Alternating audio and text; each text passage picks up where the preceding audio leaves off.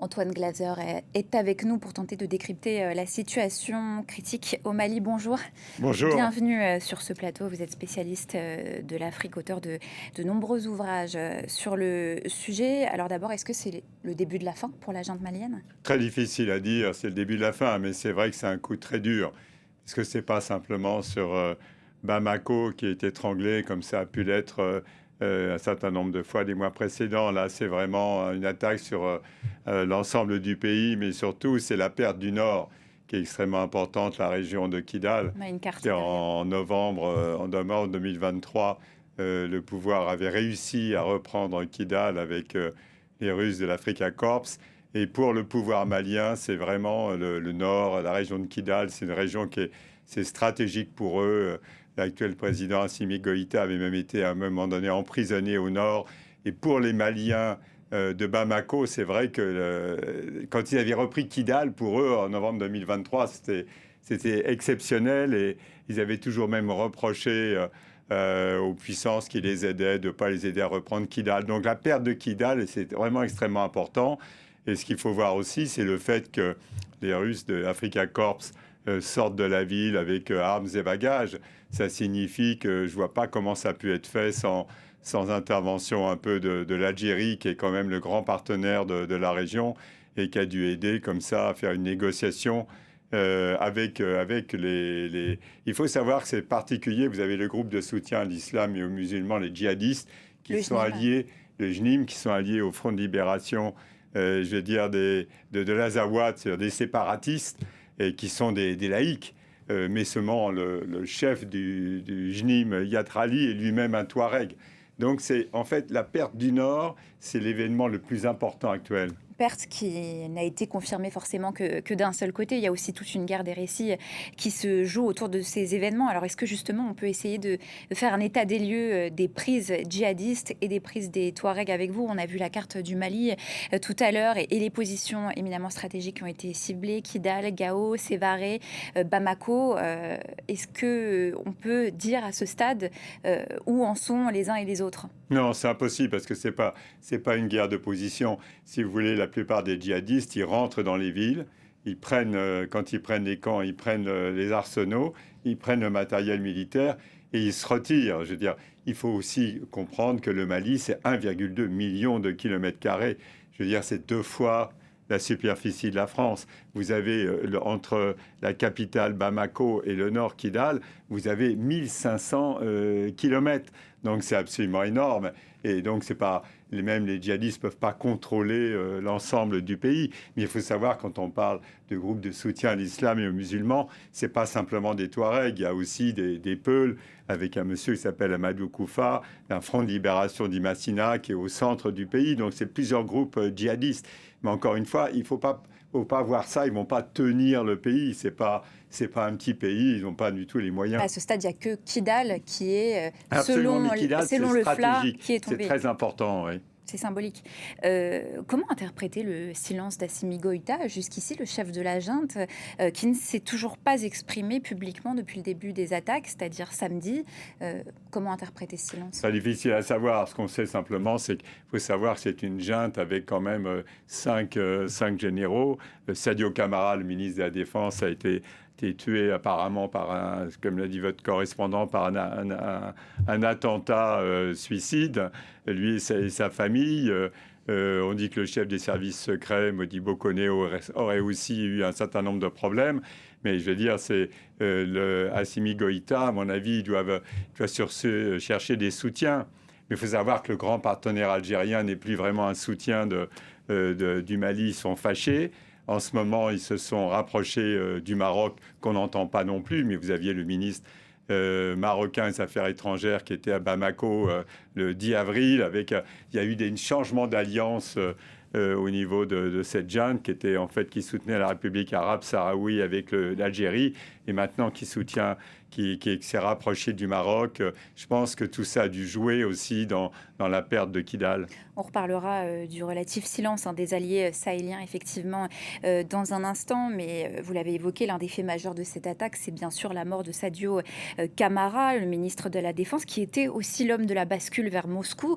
Est-ce que sa mort décapite aussi une partie de l'appareil sécuritaire malien ?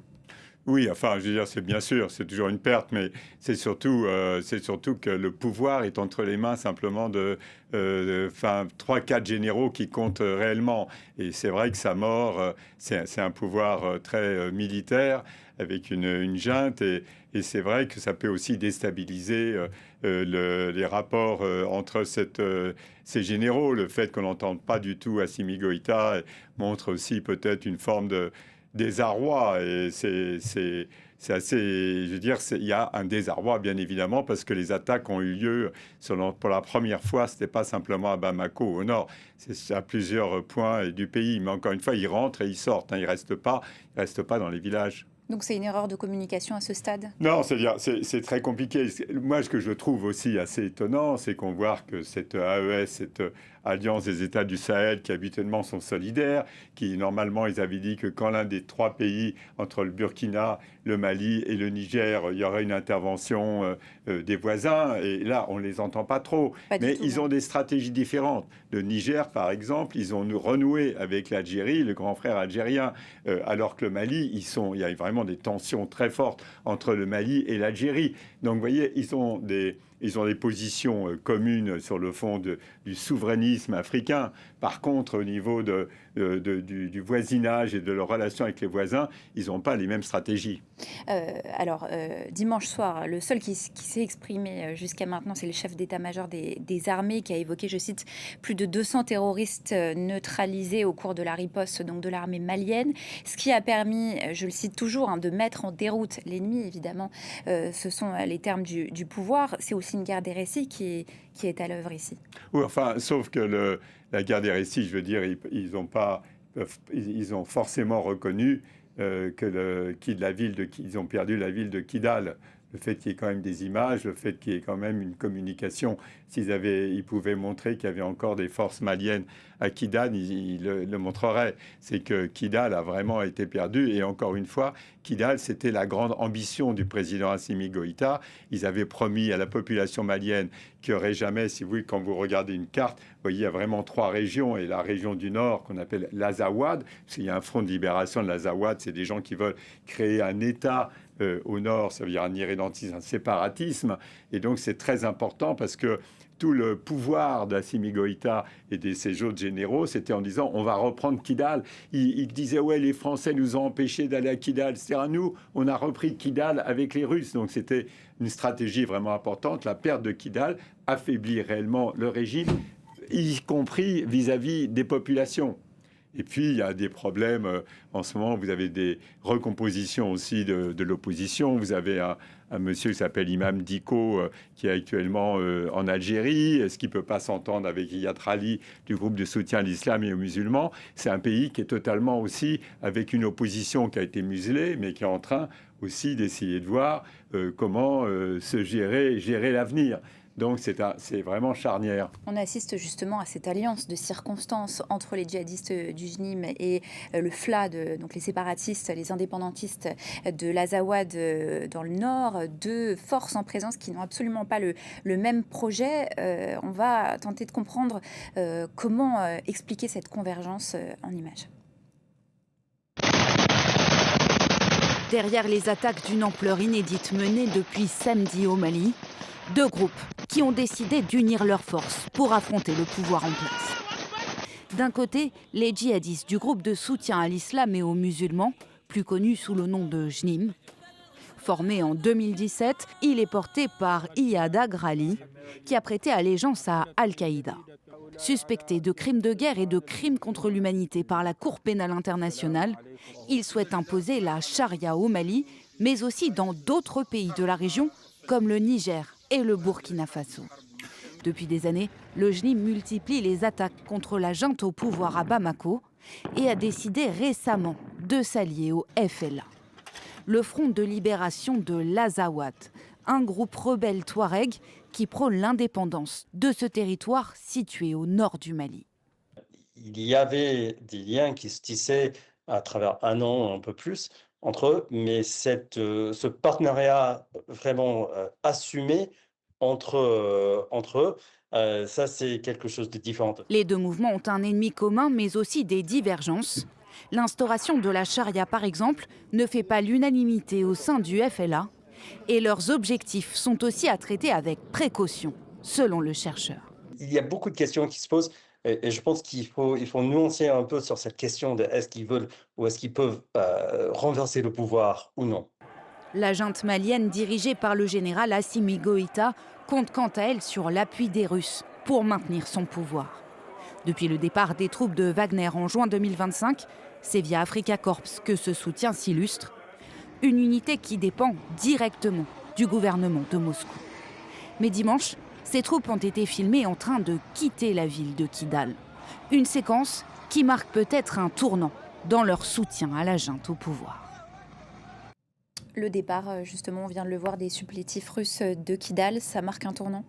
Oui, enfin, je veux dire, ça marque un tournant surtout pour le pouvoir de la junte, mais ça ne veut pas dire ça veut pas dire qu'il va y avoir une rupture des négociations avec les Russes. On n'en sait rien à l'heure où l'on parle, mais c'est vrai qu'il ne faut pas aussi s'imaginer, c'est pas comme la présence de l'armée française. Les Russes, c'était vraiment assurer la sécurité du régime et aussi assurer la sécurité du pouvoir à Bamako et intervenir comme à Kidal en appui comme ça aux forces armées maliennes, mais ils ne sont pas déployés sur l'ensemble du territoire. En plus, vous avez des accords militaires importants. Le Mali a toujours été, il y a toujours une coopération avec la Russie depuis longtemps. Le matériel, un certain nombre d'avions et autres. Enfin, ils ont acheté beaucoup de matériel en Russie. Mais je veux dire, c'est pour l'instant, l'accord, il tient. Pour une ville aussi symbolique que Kidal. Il y a les Américains qui sont en train de revenir au Mali. Maintenant, le Mali, comme la plupart des pays de la région et l'ensemble du continent africain, c'est redevenu c'est le nouveau Far West minier africain. Donc, il y a des enjeux géostratégiques. Les Russes peuvent très bien rester ici assurés parce qu'ils ont quand même des intérêts maintenant dans un certain nombre de mines d'or. Il faut savoir, le Mali est le deuxième producteur d'or du continent africain après l'Afrique du Sud. Donc vous avez des intérêts maintenant géostratégiques qui vont même au-delà. C'est-à-dire chacun a sa propre stratégie. Le pouvoir à Bamako, sa stratégie, c'était vraiment de reprendre le nord. Maintenant, ils ont perdu le nord du pays.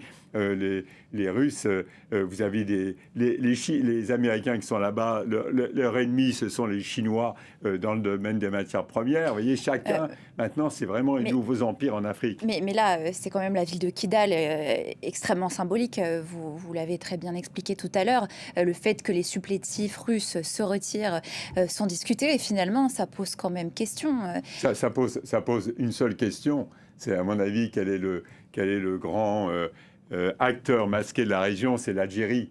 Ça veut dire, à partir du moment où les Algériens, ils ont tout leur armement qui viennent de Russie, vous avez des liens étroits entre Alger et Moscou. Et c'est bien évident que l'Algérie a dû faire pression pour pas que les Russes soient assassinés ou quoi que ce soit. À mon avis, les Algériens ont servi, ils ont dû assurer le sort d'intermédiation avec le FLA et également le JNIM pour laisser sortir les Russes avec armes et bagages de Kidal. Ça peut s'expliquer que comme ça. Ça veut dire c'est l'acteur masqué algérien qui a permis la sortie des Russes de Kidal. Et quel lien entre justement les différentes forces en présence, à la fois le JNIM et le FLA, avec les forces russes? Je veux dire, ils ont normalement, je veux dire, entre les forces russes avec le FLA et autres, ça veut dire c'est vrai qu'ils étaient ennemis comme ça, puisque les Russes soutenaient les forces armées maliennes. Soutenaient, ça veut dire que c'est plus le cas aujourd'hui? À un moment donné, ce sont les grands acteurs, ça veut dire c'est les puissances extérieures au continent qui vont s'arranger entre elles. Les véritables acteurs, les parrains de toute cette région, c'est d'un côté l'Algérie, c'est de l'autre côté le Maroc. Soit vous êtes amis avec l'Algérie, soit vous êtes amis avec le Maroc. pendant très longtemps, les Maliens avaient des accords très importants. Il y a eu des accords avec l'Algérie. Ces accords ont été cassés. Et maintenant, depuis 2-3 ans, il y a vraiment un rapport des confrontations entre les Maliens et les Algériens. Les deux ministres des Affaires étrangères de deux pays se sont injuriés à la fin de l'année aux Nations Unies d'une façon extrêmement violente. Donc il y a vraiment un clash entre l'Algérie et le Mali. Et c'est vrai que les Maliens se tournent vers les Marocains, mais il suffit de regarder une carte. Tout ce qui concerne la région du Nord, c'est vraiment l'extraterritorialité des Algériens. Donc c'est la cour des Algériens. Et les Algériens, ils veulent se préoccuper. Qu'est-ce qui se passe à Kidal? Ce sont les Algériens qui décident. Mais alors, est-ce que Moscou peut concrètement, très clairement, lâcher Bamako à la faveur d'Alger? C'est très difficile à savoir. Je pense que là, en ce qui concerne Kidal, ils peuvent faire des négociations, mais on a vu que toutes ces dernières semaines, ces derniers mois, les Russes, ils avaient intérêt à jouer un peu avec les uns et les autres. Mais eux, ils ne veulent pas se mêler des affaires de la région. Eux, les Russes, ils veulent être aussi bien avec les Algériens qu'avec les Marocains. Avec les Marocains, ils sont bien les Russes dans le phosphate, et avec les Algériens dans le domaine de l'armement. Donc, eux, ils veulent rester copains avec les deux. Donc, c'est en considérant que c'est des affaires intérieures à ces deux pays qui ne les concernent pas. Ponctuellement, ils vont intervenir en disant qu'il faut laisser sortir les types d'Africa Corps de Kidal. Ils vont demander aux Algériens d'intervenir auprès du FLA et du JNIM. Puis à un autre moment, bien évidemment, ils vont défendre leurs intérêts quand leurs intérêts sont à Bamako. Et sur qui peut compter la junte au milieu de tout ça? La junte malienne, elle paraît très isolée. Actuellement, la junte malienne est extrêmement isolée. Vous voyez bien que les pays de la région n'ont pas eu les moyens d'intervenir. Le Niger doit être un peu... Ne serait-ce que symboliquement, puisqu'ils n'ont même pas pris la parole. Oui, il n'y a même pas eu un ou deux avions, il n'y a pas eu aucune intervention. Puis chacun est un peu gêné. Le Niger est gêné parce que eux, ils ont renoué récemment avec les Algériens, donc ils ne veulent pas gêner le grand frère algérien. Vous savez, il y a un proverbe en Afrique, quand il y a deux éléphants qui se battent, c'est toujours l'herbe ou les fourmis qui périssent. Et là, c'est pareil. Ça veut dire quand vous avez comme ça une confrontation entre le grand partenaire comme l'Algérie et le Maroc dans la région, quand vous regardez une carte et vous voyez à quel point c'est les distances à 1500, la capitale Bamako est à 1500 km de Kidal. Kidal, vous avez des téléviseurs qui arrivent à Kidal, ils n'arrivent pas de nowhere, ils arrivent de l'Algérie. Alors, qui sont les interlocuteurs de la junte aujourd'hui? Ils sont assez isolés, ils ont un certain nombre, ils doivent compter quand même, s'ils ont besoin de matériel, j'en doute, mais j'imagine que la Russie va continuer. L'Africa Corps, ils sont toujours l'Africa Corps, à ce que je sache, ils sont toujours à Bamako. Là, ils ont perdu Kidal, mais ils sont toujours à Bamako. Pour l'instant, tant qu'il n'y a pas de décision... mais je ne vois pas tellement la Russie abandonnée comme ça en cours de route. Ils ont des positions maintenant à Bamako. Vous savez, dans tous ces pays, malheureusement, cela se passe dans les capitales, mais avant même l'arrivée des putschistes dans ces pays, tout ce qui était tout ce qui était le régalien, ça veut dire la justice, les écoles et autres, même du temps du président Ibrahim Boubacar Keïta, malheureusement, l'État régalien ne contrôlait pas l'ensemble du territoire, et encore plus aujourd'hui maintenant avec la junte au pouvoir. Si la junte ne peut pas gagner militairement face à toutes ces forces qui s'opposent sur le terrain, est-ce qu'elle devra négocier, et si oui, avec qui? Actuellement, on voit bien qu'il y a un certain nombre de recompositions. Vous avez un imam Diko qui est relativement populaire, qui se trouve en Algérie, qui est en train de parler avec un certain nombre aussi de mouvements de l'opposition malienne qui ont été réprimés. Vous avez un ancien premier ministre, Moussa Mara, qui est en prison, et certains disent qu'il pourrait s'associer à un moment donné avec l'imam Diko. Vous avez des recompositions dans l'opposition malienne. Toutes ces options-là sont sur la table aujourd'hui? Bien sûr, toutes ces options-là, personne n'en parle, mais bien sûr, en ce moment, il y a des recompositions. D'ailleurs, cette recomposition entre des djihadistes, il faut savoir quand des djihadistes du JNIM et puis le Front de libération de l'Azawad, il ne faut pas oublier que ce sont des Touaregs. Il ne faut pas oublier que le chef du JNIM, Iyad Khali, lui, il était dans les légions islamiques du colonel Kadhafi. Il est rentré avec armes et bagages au nord du Mali, mais ce sont des gens qui se connaissent, qui sont entre eux. Vous savez, il n'y a pas un criquet qui stridule dans le Sahel sans qu'il sache qui est qui fait quoi. Hein. Et donc la junte pourrait céder un peu, si je vous comprends bien, mais est-ce que ce ne serait pas le début de la fin si elle commençait à négocier? La junte ne cédera jamais.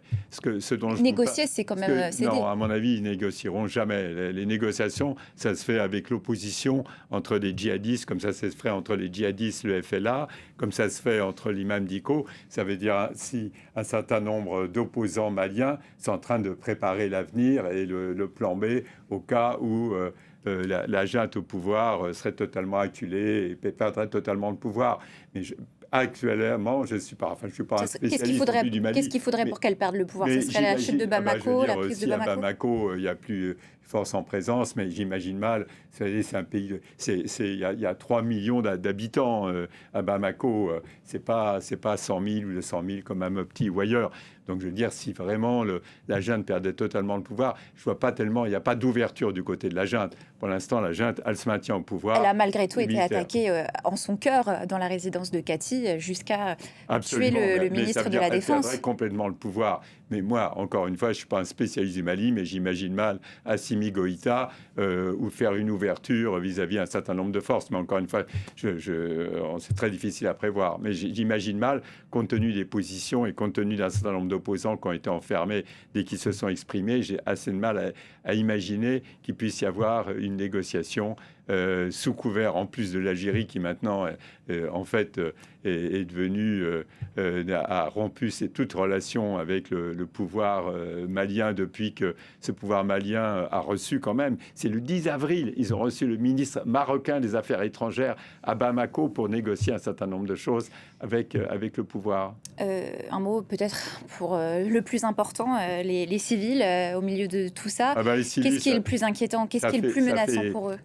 Malheureusement, c'est pas d'aujourd'hui. Ça fait des années que, en ce qui concerne dans ces pays, la justice, l'école et autres, les civils sont en train de jongler entre de temps en temps des incursions comme ça, des djihadistes chez eux qui appliquent leur justice, qui très souvent ils appliquent aussi leurs lois, le foncier. C'est des populations qui sont abandonnées à elles-mêmes depuis très longtemps dans tous les domaines, en particulier ce qui est régalien, ça veut dire vraiment la justice, l'école. Les gens ils sont obligés de se débrouiller avec les puissances locales. Et évidemment, l'instabilité ne favorise pas l'amélioration de leurs conditions de vie. Tout à fait, de vie. Antoine Glaser, merci pour votre éclairage à la mi-journée dans Paris Direct.